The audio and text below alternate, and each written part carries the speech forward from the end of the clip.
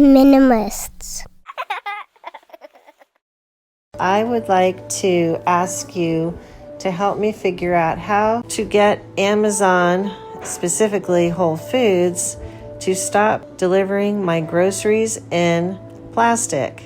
They are the leading delivery service of the nation, and everything keeps coming in plastic. And I sent a message to my shopper. I said, please do not use plastic. Please only use paper. I am living as plastic free as possible, and they ignored it.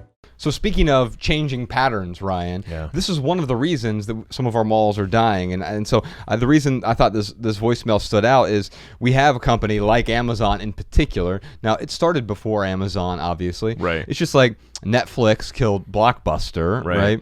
But there were a bunch of other things that were hurting Blockbuster as well, the Red Box and all these other Netflix was things. kind of the final nail in the coffin, and Amazon is kind of the final nail in the coffin for these traditional retail stores. Yes. Yeah, for a lot of them at least, right? Yeah. And so what we're seeing here is a company who's able to sort of dictate their own practices.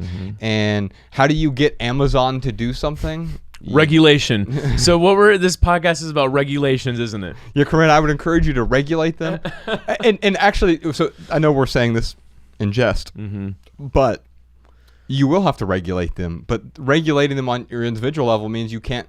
If this is important to you, if shopping without plastic is important to you, then you're going to have to find a way around using it, because apparently they're not willing to meet your demands. And if a business is not willing to provide the product or service that you want, you've got to find a substitute. Right. And the product or service you want involves a particular way that it's packaged, right? Yeah. Now, I will say, after we had Andrew McAfee on here, who's an MIT scientist, I did a podcast with him. It was one of the few remote podcasts that we did. He's an MIT scientist. He's an environmentalist. He wrote the book More from Less.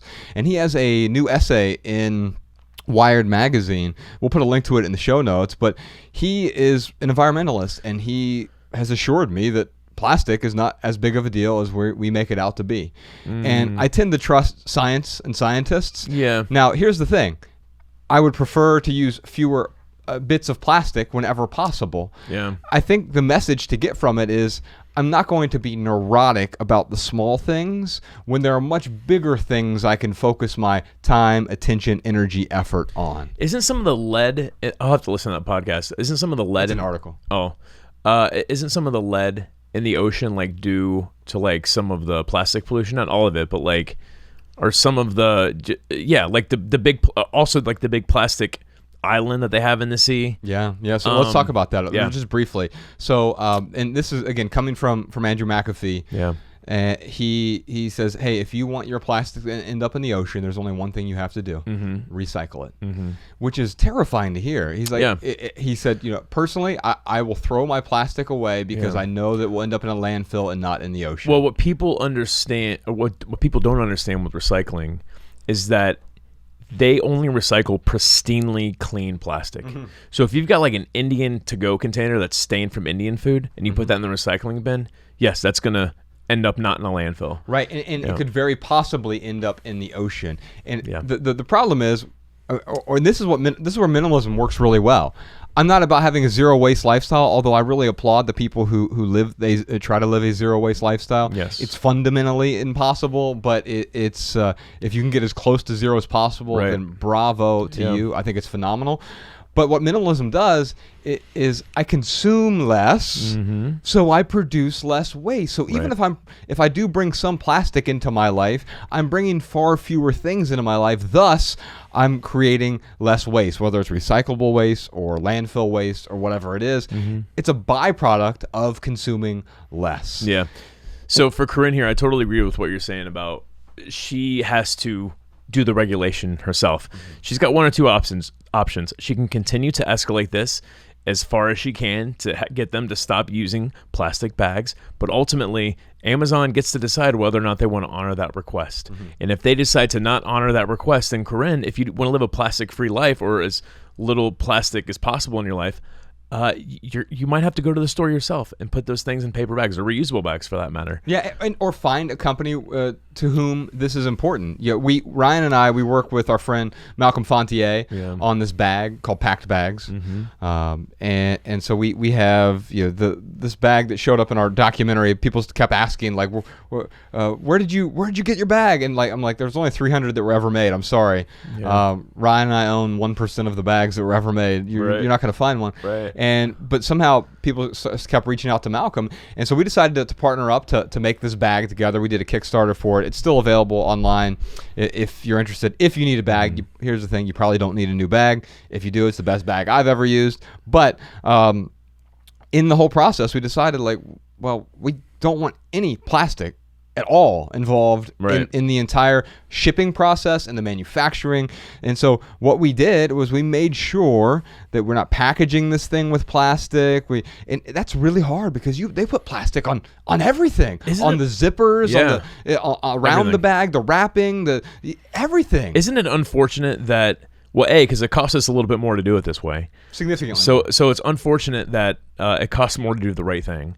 But also, you could tweet that podcast, Sean. Why do companies have to be regulated to do the right thing? Or why does Corinne have to be regulated to do the right thing? This is the greed you're talking about. Yeah. But here's the other part. It's not just the company.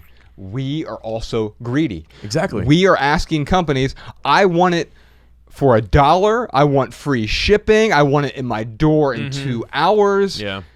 That's my greed. When I'm saying I want this, I want it now, I want it cheaper. That's me being greedy. And all the company is doing is they are meeting my demand. If we were to go out and demand more from our companies, then we could start to change things. Now, how do we do that? We do it with our wallets. We have to be willing to spend a little bit more, but if we're consuming less, considerably less, we're going to spend slightly more on the things that are truly important to us, but we're still going to be spending way less money overall. Wow. I've never thought of it that way. So we blame corporations for their evil, but they're just reacting to the demand. They absolutely are. And here's the thing. If we stop demanding the cheap plastic junk, they would stop doing it. This just goes back to the best way we can vote is with our dollar. Yes, that it is the best vote. Corinne, I'm going to send you a copy of our book, Minimalism, Live a Meaningful Life. I'll hold it up here for the YouTube audience if you're watching on YouTube. It's the first book that Ryan and I ever wrote way back in 2011, although we rewrote the whole thing in 2015. And it really involves, it's the 5 what we call foundational values in our life. But it really shows you how we can focus on what we can control and what we can let go of. We can let go of the rest, basically. Yeah. So it shows you how to focus on the things that are within your control, improve those things, and then let go of the things. It's sort of it's a book form of the Serenity Prayer.